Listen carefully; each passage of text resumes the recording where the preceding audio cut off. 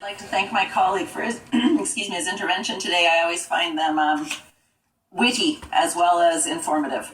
One of the questions, like when we think about what's happening here, when we look at what's happening on the streets of Ottawa, across the country, in Alberta, what I'm thinking about is how we come out of this, how we go forward. And so I have called for an independent, transparent public investigation and inquiry.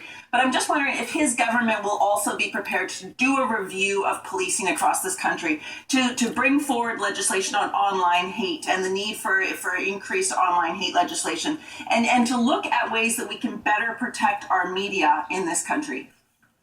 Oh boy, that is crazy. Usually when my children talk about my wittiness, they usually put a prefix in front Guys, of that. I don't know.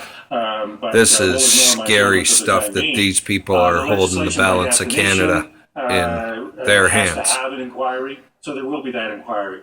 And as to your suggestion as to whether there should be a general inquiry into policing, the Public Safety Committee did conduct one last year. Now, it had to do with a narrow focus on, if you will, racism in policing. But I think it's a commendable suggestion and possibly should be taken up by the Public Safety Committee if the government does it. The honourable member for Mount Royal has been trying to speech, and I also want to commend him for not insulting any other party or any other member of this House. Today we've been talking a lot about division in Canada, and yet people complaining about division are making speeches that are equally divisive. I've been very concerned that in Canada we're starting to live in two different realities, and I would like the member to sort of talk about, if he can, is he concerned about that? Member Scarborough Guildwood. It must be my good day. It must be a good day for me, Mr. Speaker, because equally one of my more favorite members of the House. Of course. And you too as well, Mr. Speaker. You're all my favorite.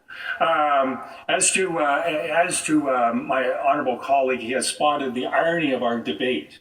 And that is, those who call for calm and civilized discourse are, in many instances, the ones who are divisive and are aiding and abetting seditious and lawlessness. Oh boy, guys, will get you everywhere. scary.